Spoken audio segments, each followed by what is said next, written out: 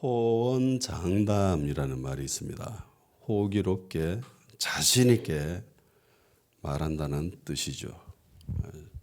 좀 전에 베드로가 그랬습니다. 호언장담했습니다. 저는 절대로 주님을 버리지 않겠습니다. 그러니까 예수님이 아니다, 너 나 버려.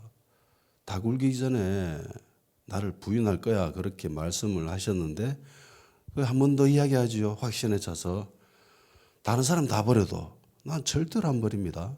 심지어 그곳이 죽음이 있는 곳이랄지라도 저는 예수님을 따라가겠습니다. 라고 말을 했습니다. 근데 하루도 지나지 않아서 불과 몇 시간 만에 베드로가 장담했던 이 혼주장담은 물거품이 되고 맙니다. 약속을 지키지 못했죠. 베드로가 절대로 주님을 버리지 않을 거다라고 했지만은 예수님 말씀처럼 돼버렸습니다. 50절 제자들이 다 예수를 버리고 도망하느라. 다 도망갔습니다. 주님을 따르는 것이 삶의 전부였던 사람들이었습니다. 예수님을 따르기 위해서 부모와 가족을 버리고 생계도 포기하고 오로지 예수님을 따르는데 전념했던 사람들입니다. 그런 제자들이었어요. 베드로가 직접 말하잖아요. 주님, 우리는 주님을 위해서 모든 것을 버리고 주님을 따랐나이다. 진짜 그야말로 모든 것을 버리고 예수님을 따라다녔습니다. 인생을 건 거예요. 그런데 한순간에 예수님을 버리고 도망가 버립니다. 왜 이렇게 됐는가? 그 말에 정답은 있죠. 하나님이 하셨기 때문입니다. 하나님의 섭리죠. 하나님이 이 일을 계획하시고 이 일을 이끌어 가셨습니다. 그렇기 때문에 그렇게 된 거예요. 근데 그냥 이렇게만 이야기해 버리면은 우리에게 어떤 깨달음이나 도움이나 그런 게 없습니다. 예수님 버리는 거, 예수님 배신하는 것도 하나님의 뜻이니까 어쩔 수 없지 뭐. 이렇게 돼서는 곤란하잖아요. 교회가 짜갈려지고 분리되고 박살나는 거 하나님의 뜻이니 어쩔 수 없지 뭐. 이렇게 되어서는 안 된다는 겁니다. 이렇게 된 데에는 하나님의 섭리와 계획과 주체가 있었지만은 그 가운데 우리가 노력해야 될 부분은 어떤 것이 있는가? 이것도 우리는 배워야 합니다. 깨달아야 됩니다. 우리 관점에서 왜 무엇 때문에 이런 일이 벌어졌는가? 이걸 살펴보는 것은 굉장한 유익이 있습니다. 그야말로 인생을 걸었던 제자들인데 한순간에 제자들의 그 신념이 박살나 버려요. 그리고 다 도망쳐 버립니다. 왜 이런 일이 일어났는가? 이거를 우리 관점에서 한번 살펴보고자 합니다. 첫 번째 살펴봐야 될 것은 내부 분열입니다. 12명의 제자들이 하나처럼 있어야 되잖아요. 예수님도 하나님을 향하여서 아버지와 내가 하나이듯이 얘네들도 하나가 되기를 원하나이다라고 기도를 하셨습니다. 그리고 예수님 직접 그 말씀을 하셨지요. 요한복음 17장 11절에 이렇게 되어 있습니다. 나는 세상에 더 있지 아니하오나 그들은 세상에 있사옵고 나는 아버지께로 가옵나니 거룩하신 아버지여 내게 주신 아버지의 이름으로 그들을 보존하사 우리와 같이 그들도 하나가 되게 하옵소서. 내가 비옵는 것은 여기 얘네들뿐만 아니라 얘네들을 통하여서 말씀을 듣는 모든 사람을 위하는 겁니다라고 기도를 하셨습니다. 그러니까 예수님은 예수님의 그 복음을 전해들은 모든 사람이 하나 되는 것을 기도하셨습니다. 그만큼 하나 되는 것은 중요하죠. 그런데 내부 분열이 일어났습니다. 모든 다른 제자들이 한 가지 방향으로 달려가고 있었는데 이게 갑자기 탈주자가 생겨버리죠. 가룟 유다. 나는 저기에 동의하지 않아. 나는 내 갈 길을 갈 거야. 라고 하면서 분열시켜버립니다. 뭐든지 그 외부의 공격보다 내부의 분열이 더 심각한 문제를 일으킵니다. 우리나라 역사상 가장 강력한 힘을 가지고 영토를 지배했던 나라는 고구려입니다. 예. 우리나라 이 코리아라고 하는 영문 말 자체가 원래는 고구려에서 온 거잖아요. 고구려에서 고구려의 정신을 이어받은 고려가 외국의 상인들과 연결되는 바람에 코리아 이렇게 된 거예요. 이 고구려가 정말 막강한 힘을 가지고 있었습니다. 수나라 황제가 엄청난 대군을 이끌고 공격을 해왔지만은 고구려를 넘어뜨리지 못했습니다. 오히려 자기들이 망해버렸죠. 수나라는 고구려 치다가 힘 다 빠져가지고 멸망했습니다. 그 뒤를 이어서 당나라가 세워지고 당나라도 고구려 쳐들어갔죠. 당나라 태조 이세민이 쳐들어갔는데 실패합니다. 박살납니다. 그래서 자기 아들한테 유언까지 남깁니다. 절대로 고구려 침범하지 마라. 침략하지 마라. 그러다가 수나라 꼴 당한다. 망할 수 있다. 그래서 이 아들이 굉장히 머리를 잘 썼습니다. 당시에 고구려의 대망리지라고 하는 연개소문이 있었습니다. 거의 왕위에 있는 사람이에요. 근데 이 연개소문이 정말 잘 다스렸거든요.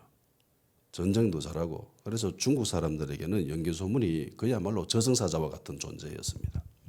그런데 시간이 흘러서 연개소문이 죽습니다. 죽고 난 뒤에 아들 3명이 있는데 이 아들 3명한테 너희들은 제발 싸우지 말고 하나로 잘 있어야 돼라고 유언을 남기면서 신신당부했습니다.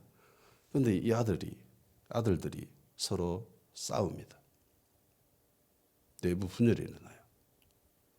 장남을 대망리지로 세워놨는데 서로 불신을 하면서 둘째와 셋째가 형이 출장 간 틈에 반역을 일으키고 저거가 대망리가 돼요. 그러니까 장남이 열받은 거예요.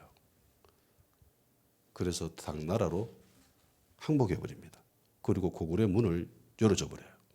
그래서 망했습니다. 안 그래서는 안 망했어요. 제가 볼 때 고구려는 절대로 망할 나라가 아니었습니다.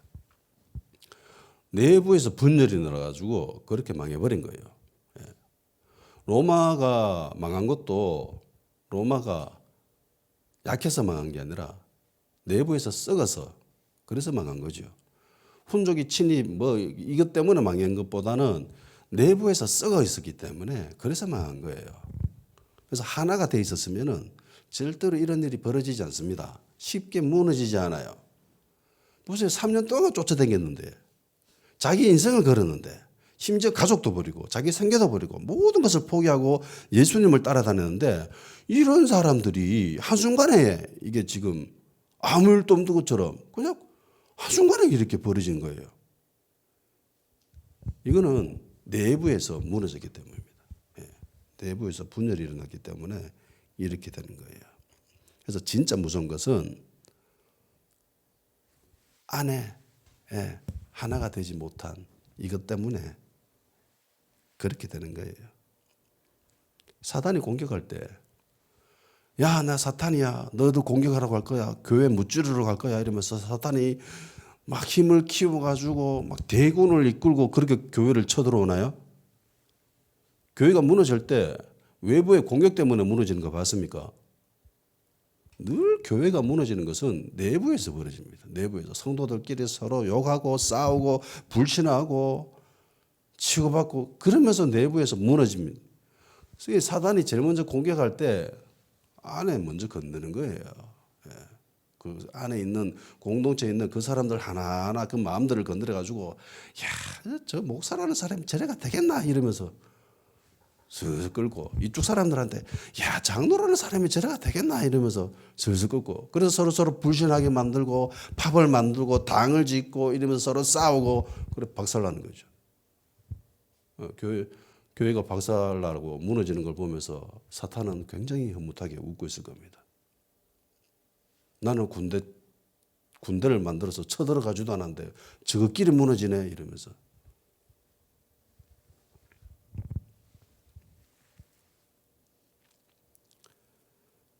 제자들 가운데 이렇게 분열이 발생하였기 때문에 무너지는 것은 한순간이었습니다. 그리고 이 유다가 얼마나 강력한 의지를 가지고 있었냐면은 44절을 한번 보십시오. 이 얼마나 대단한 사람입니까?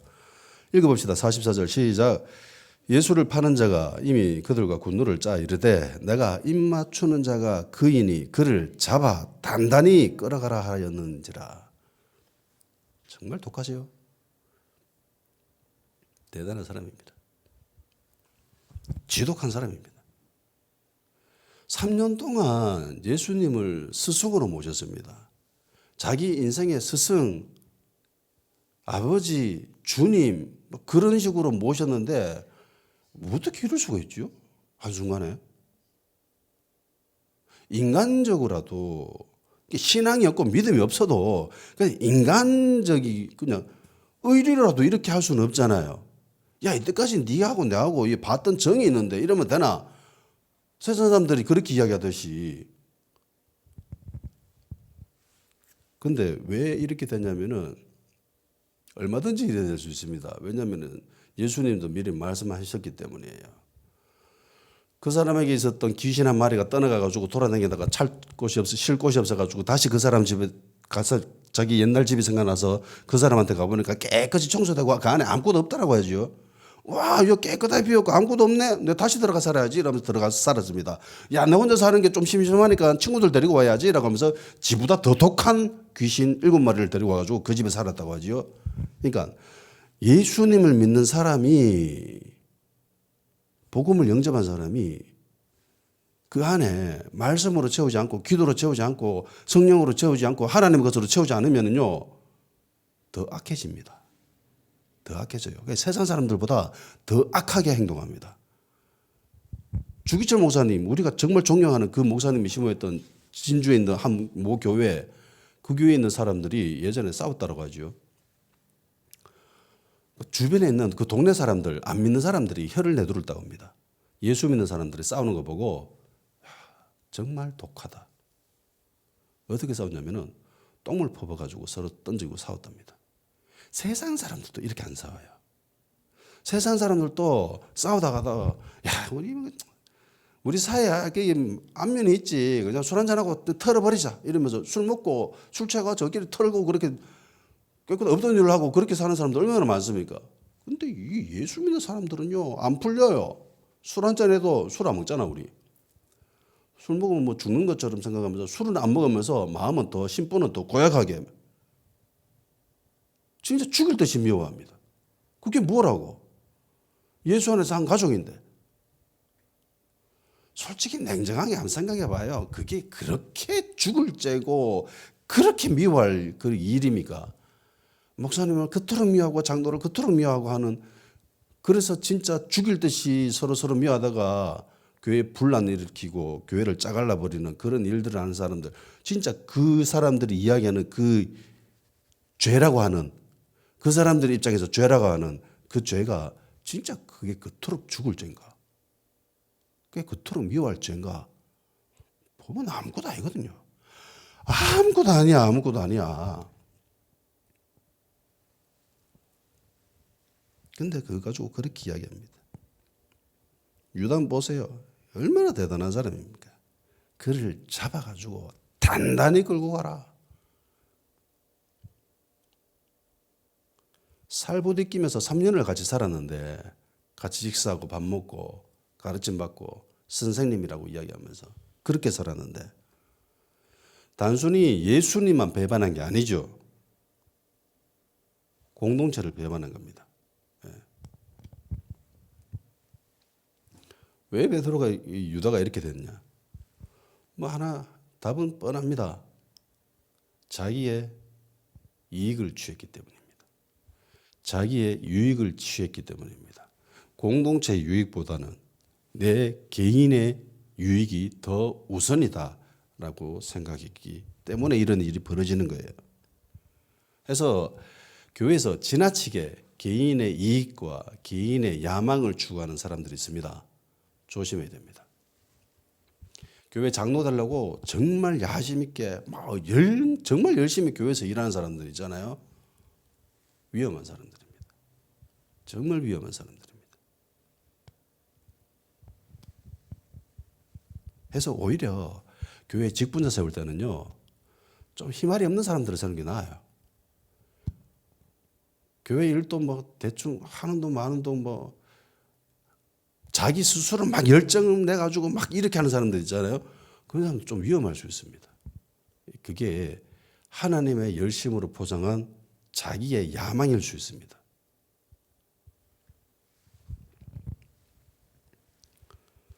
자기의 유익을 위해서 공동체에 손해 끼치는 것은 전혀 생각 안 하는, 관심도 없는.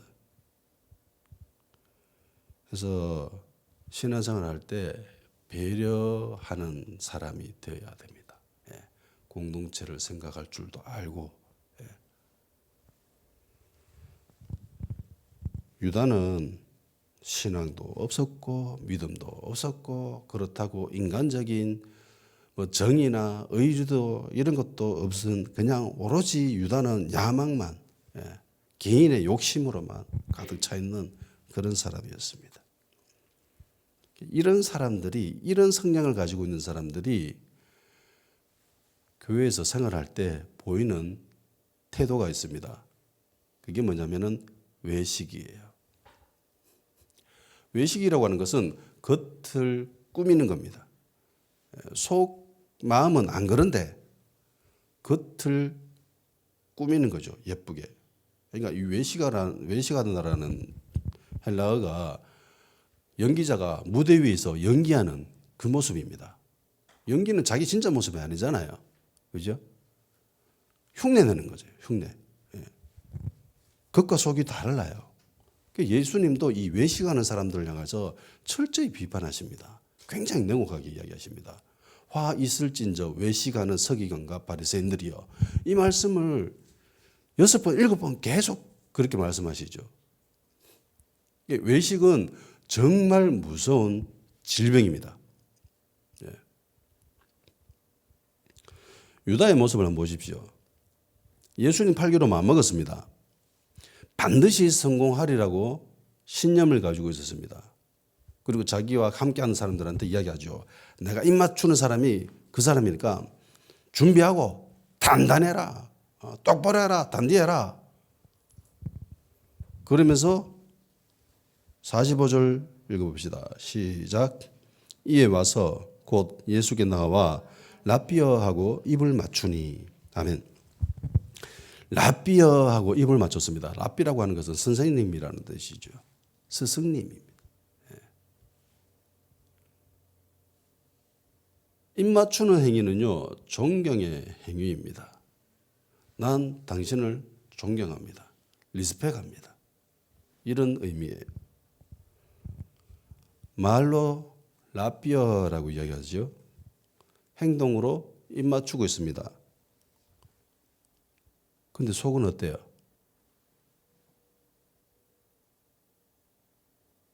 저 사람 어떻게 바라버릴까?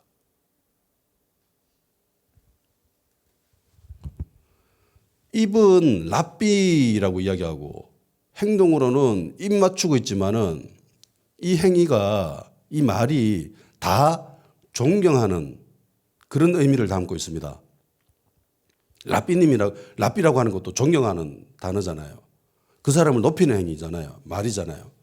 입 맞추는 것도 그렇거든요. 그런데 그 속에 존경하는 마음이 있습니까? 없습니까? 없어요. 존경한다면은 예수님을 팔 생각을 못 하겠지요. 선생님을 어떻게 팝니까? 속은 존경하는 마음이 전혀 없습니다. 오히려 하찮게 여기고 멸시하고 가치 없게 생각하죠. 정말 예수님이 가치 있다고 생각하면 안 팔겠지요? 돈 몇 푼에 그거 팔겠습니까? 그런데 그 속에는 예수님은 가치 없는 존재라는 그 마음이 들어앉아 있는데 겉으로는 뭐라고 합니까? 당신은 참 존경스럽네요. 당신은 참 가치 있는 분이네요. 당신은 참 높이 우러러 볼 만한 분입니다 라고 이야기하고 있습니다. 그렇게 행동합니다. 이게 가식이죠. 외식입니다. 거짓된 겁니다. 해서 그리스도인들은 항상 진실해야 됩니다. 항상 진실해야 됩니다. 겉과 속이 같아야 돼요. 예전에 이렇게 이야기하니까 이걸 잘못 생각하는 사람들이 있어요. 착각하고 오해하는 사람들이 있습니다. 실제로 제가 경험했던 청년들입니다. 이렇게 예수님 믿는 사람들은 외식하면 안 되고 겉과 속이 같아야 된다라고 이야기하니까 잘못 생각하고 있는 게 어떤 케이스냐면은 보통 예배 드릴 때 집회할 때 찬양할 때 옆 사람 인사합시다. 예수님 이름으로 사랑합니다. 예수님 이름으로 축복합니다. 이렇게 인사하잖아요. 이렇게 이야기해요. 난 저 사람을 사랑하지 않는데 왜 사랑하냐고 이야기하는 거야. 이거 외식 아니냐고. 이 거짓된 행위 아니냐고. 그래서 이야기 안 하겠대. 난 저 사람이 미워. 근데 난 미운데 저 사람 미운데 겉과 속이 똑같아야지. 그러니까 나는 당신을 향해 난 당신이 미워요. 난 당신을 사랑하지 않아요. 이렇게 겉과 속이 똑같이 이렇게 표현하는 게 이게 올바를까요? 이게 예수님 믿는 그리스도인들이 가져야 될 태도일까요? 아니죠. 이건 예의 없는 행동입니다. 이건 어리석은 행동이에요.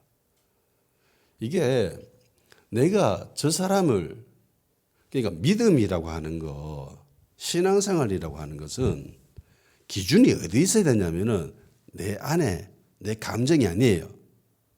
내 느낌이 아니고 내 기분이 아니에요. 말씀이죠. 말씀이 기준입니다. 말씀과 내 마음이 부딪힐 때 무엇을 더 우선순위에 둬야 됩니까? 무엇을 짓밟아야 돼요? 말씀입니까? 아니면 내 감정입니까? 내 감정이죠. 하나님 말씀에는 진리는 뭐라고 합니까? 형제를 어떻게 하라고 해요? 미워하라고 합니까? 사랑하라고 하죠. 사랑하라고 합니다. 형제를 사랑하지 않는 사람은 그 사람을 그리스도인이라고 합니까? 아니라고 합니까? 아니라고 해요. 그러니까 내 감정이 잘못된 거죠. 내 감정을 박살내야 되는 거야. 그러니까 말씀을 취해가지고 내 안에 집어넣어야 되는 거예요. 이렇게 똑같이 표현해야 되는 거예요. 내 감정은 비록 당신을 좋아하지 않고 약간 미워하는 감정이 있지만은 이건 내 느낌이고 이건 내 기분이고. 근데 하나님 말씀은 사랑하라고 했으니까 난 이 말씀은 내 안에 집어넣겠습니다.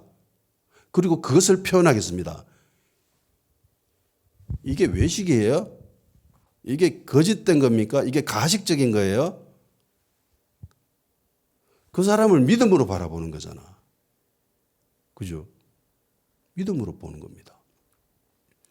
내가 비록 저 사람을 별로 좋아하지 않고 저 사람 잘 안 되는 거를 내가 속을 은근히 즐기고 있지만은 나는 이 감정을 짓누르고 하나님의 말씀을 집어넣고 믿음으로 저 사람을 바라보겠습니다. 저 사람은 잘 될 거예요. 그렇게 생각하는 거죠. 이걸 착각하면 안 되는 거예요. 실제로 그런 청년을 제가 만났기 때문에 이야기하는 겁니다.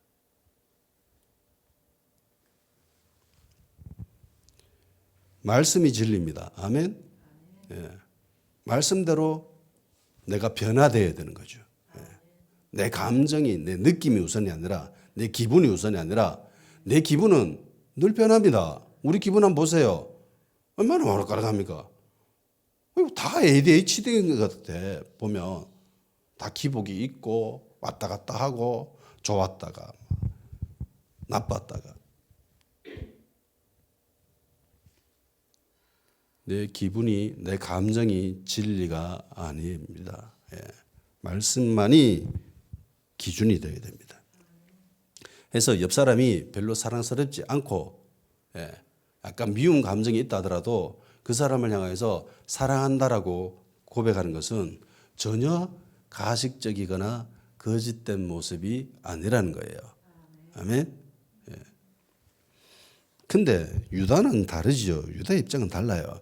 유다는 하나님 말씀을 자기 안에 집어넣고 그 말씀을 표현하는 게 아니잖아요, 지금. 유다 안에 뭐가 들어앉아 있습니까? 개인의 유익, 이익, 자기의 야망, 그런 것들로 채워 넣었습니다. 예. 그리고 겉으로는 뭐라고 합니까? 신앙이 있는 척, 믿음이 있는 척 그렇게 행동하고 있죠. 이게 진정한 외식이에요. 내 안에 믿음이 없어. 내 안에 하나님을 향한 어떤 열정이나 열망이나 그런 것도 없어. 예수님을 향한 사랑하는 마음 그런 거 아무것도 없어. 오로지 내 안에는 내 이익, 유익 어떻게 하면 예수님을 통해서 내가 좀 더 복받을까? 어떻게 하면 하나님 때문에 내가 좀 더 행복하게 살까? 오로지 그 관심밖에 없는 사람이 교회에서는 신앙 있는 척, 믿음 있는 척 그게 외식인 거예요. 그게 가식인 거예요. 유다가 지금 이렇게 행동하잖아요. 전혀 존경하지 않는데. 근데 랍비님이라고 하고 존경합니다라고 가가지고 그 앞에서 입 맞추고 있고 이게 외식인 거예요. 그래서 이걸 예방할 수 있는 방법은 하나밖에 없습니다. 교회가 그리고 공동체가 끊임없이 기준을 비전과 목적을 큰 곳에다가 맞춰야 돼요. 교회 한 사람 한 사람 그 개인의 행복과 목적과 문제를 해결하는데 교회가 에너지를 써버리면요 교회에서 분란이 일어납니다. 인간이 개인의 만족으로 만족하는 거 봤습니까? 내 문제가 있어요. 그 문제가 해결되면은 인간이 만족하고 삽니까? 100만 원만 있으면 정말 행복하겠다라고 하는 사람들이 100만 원 채워지면은 그 100만 원으로 만족하면서 평생 살아요? 1000만 원 있어야 되지 않겠나? 그 1000만 원 들어왔어. 1000만 원 만족합니까? 아니죠. 1억은 있어야 돼요. 1억 들어왔어요. 1억으로 만족합니까? 아니에요. 이거는 내 모습을 이야기하는 겁니다. 내가 10만 원이 없어가지고 몇만 원이 단돈 몇만 원이 없어가지고 벌벌 떠고 있을 때 몇만 원 들어왔을 때 그 당시는 정말 행복하죠. 근데 조금만 지나면은요 단위가 0이 하나 더 붙죠. 10만 원 몇십만 원 돼야 됩니다. 그리고 기도하다가 하나님이 또 채워주셨어. 그래서 몇십만 원이 정말 하나님이 놀라운 은혜다 이러면서 막 간증하고 그랬다가 시간 지나면은 이제 100만 원이 필요해. 단위가 하나 더 붙어 0이. 그래서 또 이 100만 원 가지고 또 막 열심히 기도하고 막 부르짖고 하나님 언제 채워줍니까? 우리 꼴꼴 춤을 죽겠습니다. 그래 또 책만 채워주셨어 하나님이. 용을 한 개 득 붙여가지고 옛다 몇백 이름 또 줬어. 정말 좋지요. 단위가 또 하나 더 붙고요. 시간 지나면 또 하나가 더 붙었습니다. 하나님이 이때까지 다 채워주셨습니다. 근데 계속 더 요구합니다. 만족을 못해요 인간이. 이게 우리의 마음이 우리 안에 이 썩어 문드러진 이 진짜 변질되고 죄악투성인 우리의 마음이 이렇다는 겁니다. 만족을 못해요 인간이 도대체. 그래서 교회가 계속 개인의 당신의 문제가 뭡니까? 당신의 기도 제목이 뭡니까? 그러면서 계속 그 문제에 포커스 맞추고 그 사람이 가지고 있는 그것들을 채우려고 계속 놀아가잖아요. 결국 어떻게 되냐? 교회가 분란이 일어납니다. 교회가 분란이 일어나요. 만족이 안 되거든. 그래서 교회는 계속 끊임없이 공동체의 비전을 이야기해야 됩니다. 하나님 나라, 하나님의 영광, 전도, 선교 계속 그런 것들을 이야기를 해야 되는 거예요. 그게 더 고귀하잖아요. 그게 더 가치 있지 않습니까? 그렇다고 제가 개인의 문제를 다 깡그리 무시하고 그렇게 살자는 말이 아니에요. 진짜 병 때문에 병원에서 치료해 주지 못하는 그런 진짜 불치병 걸려가지고 그렇게 있는 사람들한테 하나님 은혜로 하나님의 치유의 강선을 비춰주사 그 사람이 질병에서 깨끗이 나았습니다. 얼마나 감사한 일입니까? 이걸 아무런 의미 없다라고 이야기해서는 안 되죠. 정말 그 사람에게는 엄청난 은혜입니다. 근데 그걸로 끝나서는 안 된다라는 거예요. 그걸로 통해서 예수님께로 인도해야 되는 거죠. 그걸로 통해서 이 사람이 하나님의 영광을 추구하게끔 해야 된다는 겁니다. 예수님을 따라다니던 수많은 사람들이 있었잖아요. 빵 얻어먹으려고 치료받으려고. 그 수만 명의 사람들이 다 어디로 가버립니까? 다 떠났잖아요. 그 사람이 무엇을 추구했습니까? 그 사람들이 하나님 나라를 추구했습니까? 그 사람들이 하나님의 영광을 추구했습니까? 아니죠. 오로지 그 사람들의 관심은 내 개인의 유익, 행복, 만족. 개인의 만족을 위해서 예수님을 따라다녔던 사람들입니다. 그러니까 그 사람들은 떠나요. 그나마 붙어 있었던 사람들은 하나님 나라의 비전을 발견하는 사람들, 하나님의 영광을 추구하려고 했던 사람들, 그런 사람들만 남아있잖아요. 개인의 만족을 추구했으면 이 제자들이 계속 생계를 살아가야죠. 그냥 어부해가지고 그냥 먹고 살고 뭐 세리하면 돈 얼마 잘 법니까? 그거 계속 그렇게 살면 돼요. 그런데 그것보다 더 고귀한 비전에 가치를 둔 사람들, 제자들은 남아있었지 않습니까? 비록 실수해서 넘어질 수는 있지만 끝까지 따라갈 수 있다는 거예요.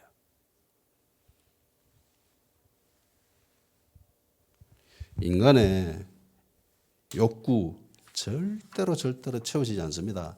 만족을 안 해요, 인간이. 유다가 사람들을 데리고 예수님을 잡으러 왔습니다. 그래서 입맞추고 예수님이 딱 결박되는 걸 보면서 베드로가 옆에 있었습니다. 마가복음에는 이 사람이 베드로라고는 이야기하지 않지만은 요한복음에는 이 사람이 베드로다라고 이야기합니다. 베드로가 칼을 딱 빼가지고 휘둘렀습니다. 대제사장의 종이 칼에 맞았습니다. 그래서 귀가 떨어져 나가죠. 귀가 잘립니다. 까딱했으면은 목이 날아갈 뻔했죠. 예, 간발의 차로 산 거예요. 베드로가 팔 빼가지고 귀만 자르려고 그렇게 했을까요? 내가 칼을 확 휘둘러가지고 저 귀를 싹 잘라버려야지 이러면서 탁 그렇게 쳤을까요? 아니면 무엇을 노리고 칼을 휘둘렀을까요? 당연하죠. 머리죠.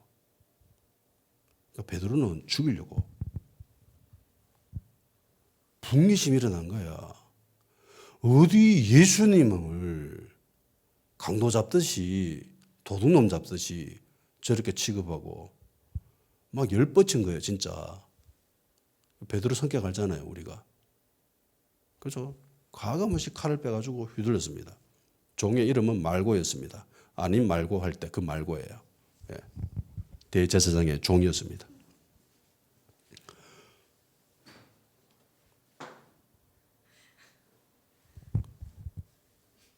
근데 희한하게 예수님은 그 말고에 떨어진 귀를 잡아가지고 다시 붙여줍니다.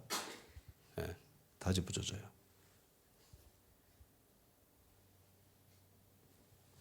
누가복음 22장 51절에 이렇게 합니다. 예수께서 일러 이르시되 이것까지 참으라시고 그 귀를 만져 낫게 하시더라. 예, 원상복구 시켜줍니다. 원래 상태로. 그리고 칼을 휘두른 베드로한테 책망하지요. 마태복음 이렇게 이야기합니다. 26장 52절부터 이에 예수께서 이르되 네 칼을 도로 칼집에 꽂으라. 칼을 가지는 자는 다 칼로 망하느니라. 너는 내가 내 아버지께 구하여 지금 12군단 더 되는 천사를 보내시게 할 수 없는 줄로 아느냐. 내가 만일 그렇게 하면 이런 일이 있으리라 한 성경이 어떻게 이루어지겠느냐 하시더라. 칼로 쓴 자는 다 칼로 망한다라고 이야기하십니다. 그럼 베드로는 왜 칼을 휘둘렀을까요? 예수님을 잡으러 온 사람들이 가지고 있었던 게 뭡니까? 칼과 몽치입니다. 베드로는 그들을 어떻게 대하려고 했죠? 어떻게 상대하려고 했죠? 칼로 상대하려고 했습니다. 너희들이 칼로 들고 와? 그럼 나도 칼로 상대해 주지.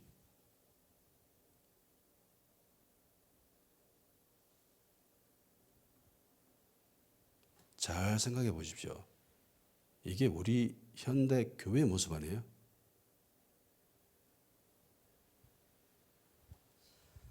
당신네들이 교회를 이렇게 공격해와?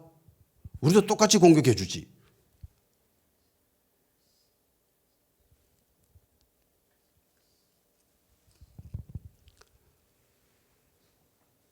악한 자들은요, 목적을 위해서 수단과 방법을 가리지 않습니다. 어떤 방법을 써서든 그 목적을 이루려고 합니다. 이게 악한 자들이 가지고 있는 습성입니다. 제가 볼 때 현대 지구 전 세계에서 가장 적그리스도적인 행태를 취하고 있는 강력한 두 그룹이 있습니다. 하나는 이슬람입니다. 또 하나는 공산주의입니다. 지금은 좀 많이 누그러뜨려졌지만은 요즘 러시아가 다시 우크라이나를 공격하고 그러잖아요. 왜 그러냐면 공산주의 때문입니다. 공산주의 이념이 들어앉아 있는 사람들이기 때문에 그렇게 행동을 하는 거예요. 이슬람과 공산주의는 결이 완전 다르죠. 예, 결이 완전히 다릅니다. 색깔이 완전 달라요. 그런데 희한하게 공통적인 습성을 띠는 게 있습니다. 그게 뭐냐면은 목적을 위해선 수단과 방법을 가리지 않는다는 겁니다. 걔네들이 명시되어 있습니다. 목적을 위해서 폭력도 정당화될 수 있다. 그래서 이슬람이 하는 전쟁을 성전이라고 하죠.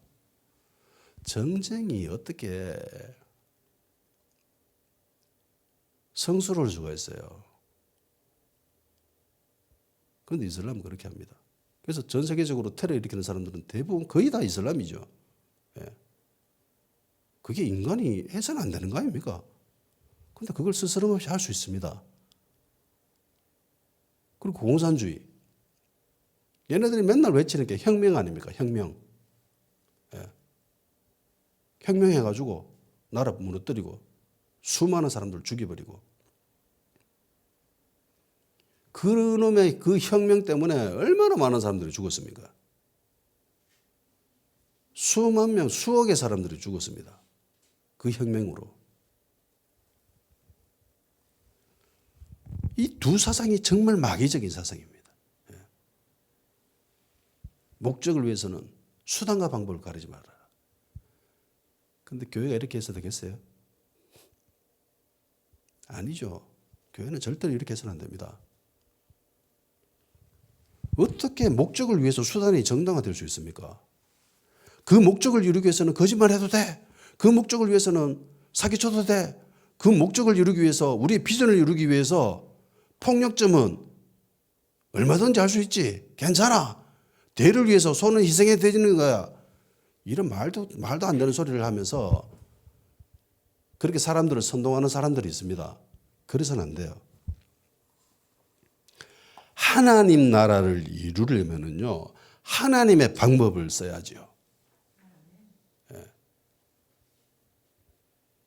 하나님의 나라를 이루는데 어떻게 세상의 방법을 씁니까?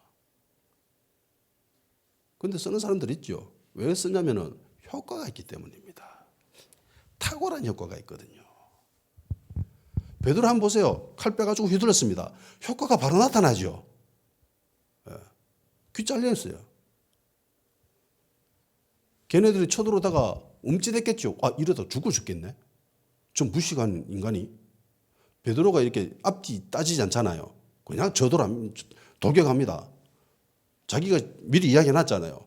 나는 죽을지언정 예수님을 따라가겠습니다. 그러니까 진짜 지 목숨 안 가리고 막 덤벼드는 놈이야. 이 제일 무서운 사람이거든요. 죽을 똥 살 똥 덤벼드는데 안 무서울 사람이 어디 있겠어요. 깡패도 이런 사람들이 제일 무섭답니다.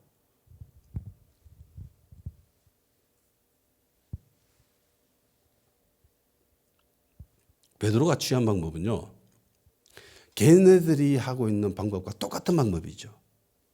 세상의 방법입니다. 근데 예수님 그걸 하지 말라고 하죠. 그 방법 아니야 라고 얘기하십니다. 그 방법 아니야. 교회 부흥을 위해서 세상의 방법을 취하는 거, 제가 볼 때는 옳지 않습니다. 저는 그렇게까지는 하고 싶지 않아요. 세상의 방법을 취해서 교회가 성장하고 발전한다. 발전합니다. 성장합니다. 교회 커져요. 얼마든지 충분히 그렇게 될 수 있습니다. 그런데 그렇게 해서 되는가 안 되는가라는 질문에는 저는 안 된다라고 생각하는 사람입니다. 세상이 하듯이 교회도 똑같이 편법을 하고 불법을 저지르고 부부리한 일에 개입하고 이래서는 안 되는 거예요. 몇 년 전에 인터넷에서 나왔던 이야기인데 교회가 건축하려고 보니까 옆집이 이게 긁어치는 거야. 그래서 팔으라고 했는데 안 파는 거예요. 집주인 없을 때 장비볼러가 그 집을 부숴버렸답니다.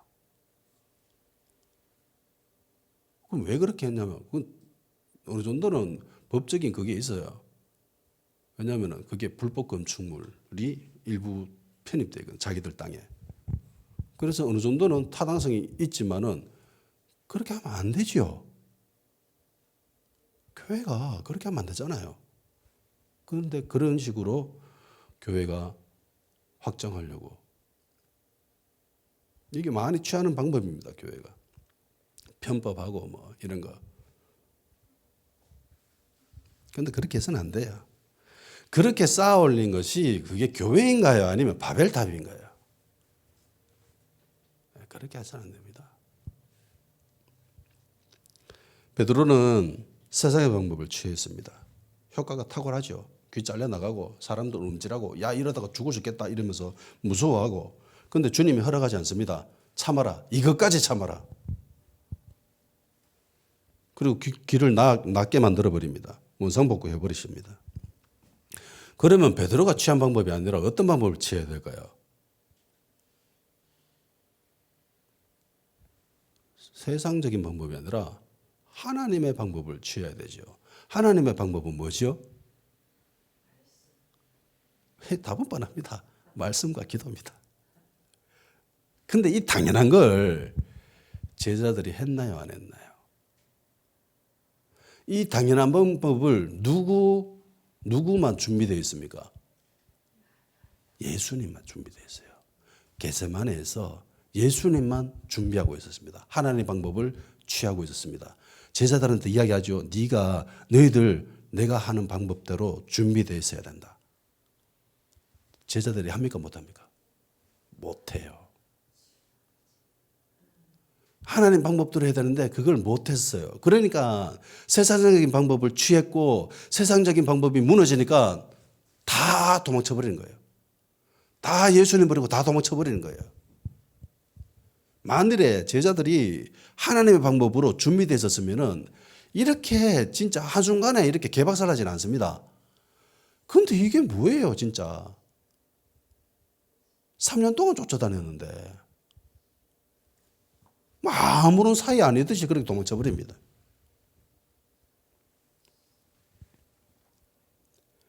안타깝게도 제자들은 기도와 말씀으로 준비되지 못하고 자버렸죠.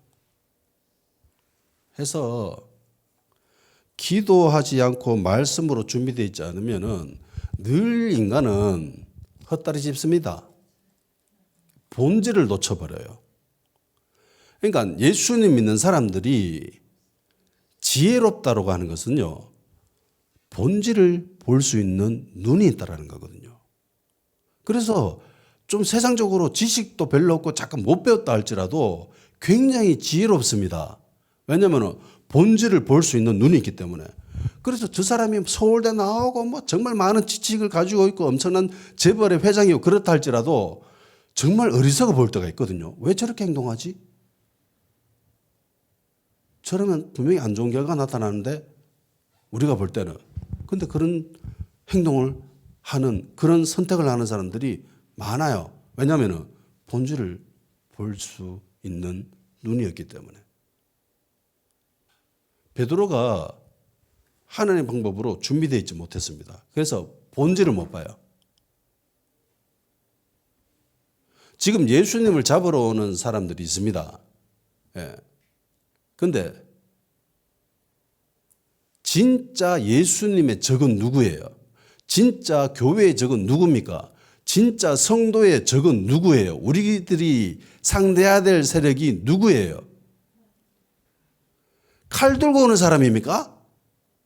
몽돌기 들고 오는 사람들이에요? 아니면 그 뒤에 역사하고 있는 악한 영들입니까? 에베소서 6장 11절 12절 마귀의 관계를 능히 대적하기 위하여 하나님의 전신갑주를 입으라. 우리의 씨름은 혈과 육을 상대하는 것이 아니요 통치자들과 권세들과 이 어둠의 세상 주관자들과 하늘에 있는 악의 영들을 상대합니다. 그러니까 우리들이 상대해야 될 세력들은 혈과 육이 아니래요. 인간이 아니라는 거지. 사람이 아니래. 사람을 상대하려면 칼 들어야죠. 예. 사람 상대하려면 몽둥이 들어야 됩니다. 힘 키워야 됩니다. 그런데 그리스도인들이 상대해야 될 사람들이, 세력들이 인간이 아니래. 사람이 아니래. 사람 아닌데 거기 칼 들면 뭐합니까?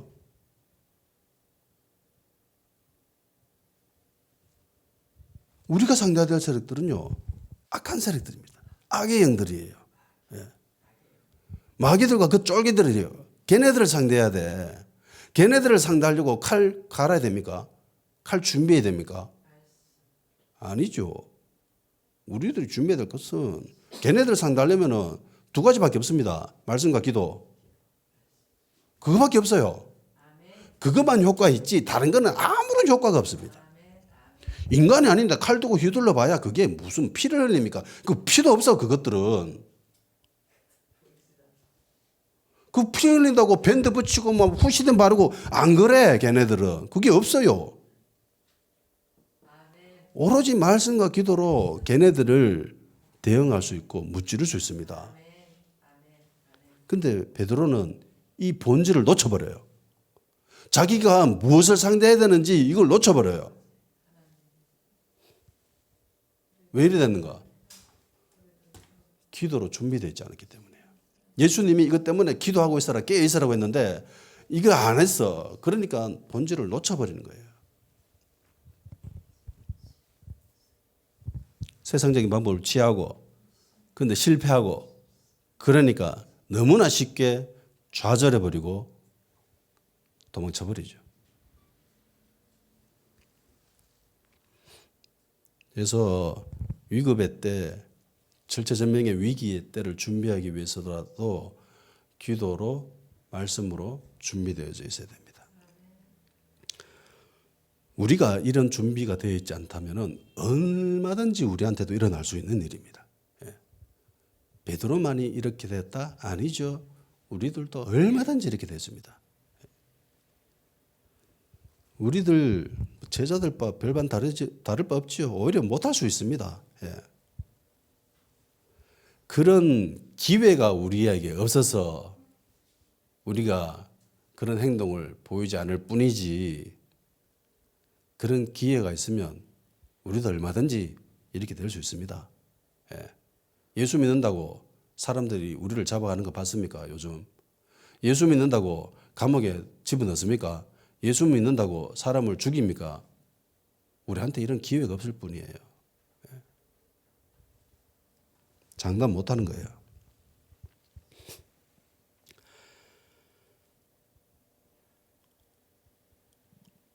근데 예수님은 하나님의 방법으로 준비되어 있었습니다.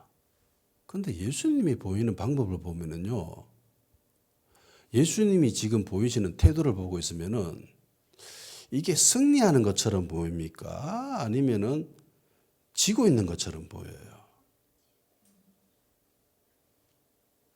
예수님의 모습이 능력 있는 사람으로 보입니까? 아니면은 능력 없는 사람, 힘 없는 사람, 그런 사람으로 보입니까?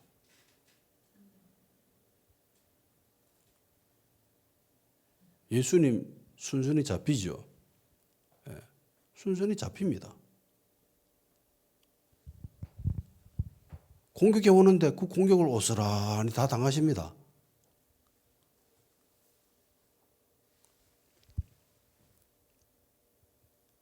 예수님은 준비되어 있었고 하나님의 방법으로 상대하고 있는데 실상 우리 인간의 눈으로 보이기에는 예수님이 지고 있는 것처럼 보여요. 예수님이 지고 있는 것처럼 보이고 마귀가 승리하는 것처럼 보입니다. 그렇잖아요. 마귀의 영역에 있는 사람들이 사람들을 모아가지고 엄청난 힘을 과시하며 예수님 믿는 제자들을 이쪽을 짓눌러버립니다. 그러니까 제자들이 다 도망가 버리고 예수님도 뭐 끽소리 안 하고 대응하지도 못하고 그냥 순순히 잡혀가고 있는 상황입니다. 지고 있는 모습이잖아요. 그죠? 예수님은 어떤 저항이나 대항도 하지 않고 힘없이 무너진 것처럼 보입니다. 그런데 과연 그래요? 마귀 세력에 굴복한 것처럼 보입니다. 그들의 힘에 굴복되어진 것처럼 보입니다. 그런데 그게 진리인가요? 예수님이 이렇게 얘기하시죠. 마태복음 26장 53절 54절 너는 내가 내 아버지께 구하여 지금 12군단 더 되는 천사를 보내시게 할 수 없는 줄로 아느냐. 그런데 만일 내가 그렇게 하면은 성경이 이루어지려고 하는 그 말씀이 어떻게 이루어지겠니? 라고 베드로한테 이야기하십니다. 그러니까 예수님이 지금 힘없는 것처럼 보이고 실패하는 것처럼 보이고 지고 있는 것처럼 보이는 것이 무엇을 위해서예요? 말씀을 이루기 위해서. 그러니까 정작 우리에게 성공은 뭐죠? 말씀이 이루어지는 거예요. 그리스도인들의 진짜 승리는 말씀이 이루어지는 겁니다. 아멘? 그래서 말씀이 이루어지는 과정을 보면은요, 늘 승리한 것처럼 보이지 않는다라는 게 문제예요. 야, 우리 맨날 이렇게 시달리고, 뭐, 주눅 들어가 있고, 뭐, 이렇게 위축되어 있고, 뭐, 야, 이거 우리 지고 있는 거 아이가? 라는 모습이 얼마든지 보일 수 있다는 겁니다.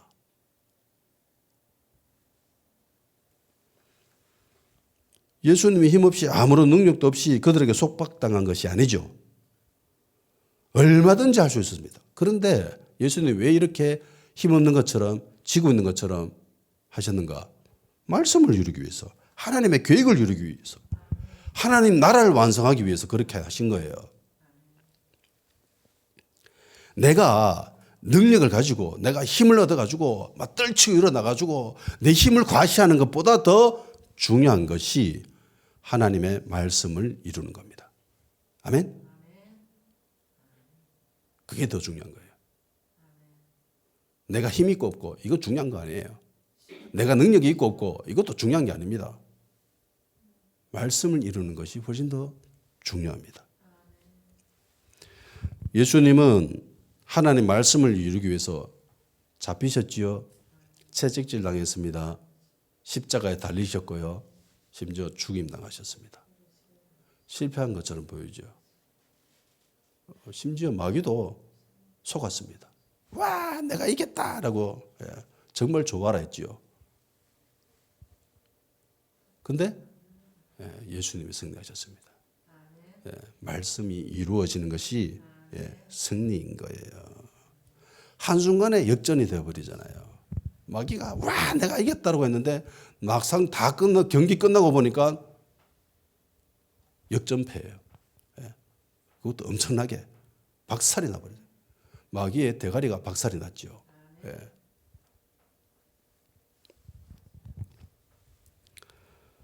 살다가 위기의 순간에 빠질 때가 있습니다. 근데 절대로 주눅 들지 마십시오. 내가 힘 없을 때가 있지요. 능력 없을 때가 있습니다. 그때 마귀가 막 참수합니다. 그렇다고 절대로 주눅 들지 마십시오. 마음만 먹으면은요. 하나님이 천군 천사를 보내셔가지고 우리를 챙겨주시고 이끄시고 얼마든지 그럴 수 있습니다. 그런데 왜 그렇게 안 하시는가? 네가 믿음으로, 네가 신앙으로 좀 더 자라길 원한다. 아이들이 자전거를 제일 처음에 배울 때에 부모가 뒤에서 붙잡아 주기도 하고, 그죠? 타고 가다가 넘어지기도 하고 그러잖아요. 한 번씩 거짓말도 하지요. 막 타가면서 아빠 뒤에 붙잡고 있나? 붙잡고 있다 이러면서 막 뒤에 따라가면서 근데 안 붙잡고 있어요. 그냥 뒤에서 따라가기만 하고 안 붙잡고 있는데 아빠 지금 잡고 있지? 잡고 있어 이러면서 넘어지려고 할 때 그때 탁 잡아주죠. 하나님 아버지의 모습이 꼭 이와 같습니다. 하나님 지금 붙잡고 있는 거 맞죠? 뭐 불안해가지고 무서워가지고 막 벌벌 떨면서 나 지금 이러다 넘어질 수 있는데 무릎 다 까질 수 있는데 이러면서 막 무서워하고 있는데 하나님이 안 잡고 있는데 잡은 것처럼 그래 잡고 있어 괜찮아 안심하고 가 무서워하지 마. 우리 삶을 살아가는데 이런 순간이 언제든지 있을 수 있습니다. 예. 하나님이 우리를 버리신 게 아니에요. 하나님 나를 포기한 게 아니에요. 예수님 말씀하시잖아요. 하나님 마음만 먹으면은 내가 요것만 하면은 하나님이 천군 천사 12군단 더 되는 군사를 더 보내가지고 딱 정리할 수 있어. 그런데 내가 왜 그렇게 안 하느냐? 말씀 이루기 위해서. 하나님이 나를 통해서 이루려고 하는 비전이 있습니다. 목적이 있습니다. 계획이 있습니다. 예, 그걸 위해서 하나님이 그렇게 하시는 거예요.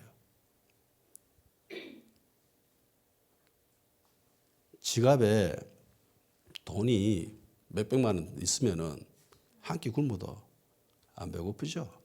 솔직히 별로 배가 그렇게 고프진 않아요. 얼마든지 사 먹을 수 있으니까. 근데 지갑에 돈이 없잖아요. 한 끼 굶으면 미칠 것 같습니다. 내 지갑에 하나님이 주신 백지수표로 가득 들어있습니다. 예, 주눅 들지 마십시오. 내가 맘만 먹으면 얼마든지 할 수 있는데 내가 왜 이렇게 하느냐? 내가 신앙으로 믿음으로 좀 더 성장하려고 내가 이렇게 하는 거야. 그렇게 마음 먹으셔야 됩니다. 하나님이 실제로 그렇게도 하시고. 예. 우리 하나님은 좋으신 하나님이십니다. 우리를 늘 응원해 주시는 분이십니다. 기도하는 시간 가집시다. 주님 끝까지 포기하지 않고 따라가는 제자들 될 수 있게 해주십시오. 세상 방법이 아니라 하나님의 방법. 그걸로 하나님 나라가 이루어질 수 있게 주님 우리를 사용하여 주시옵소서.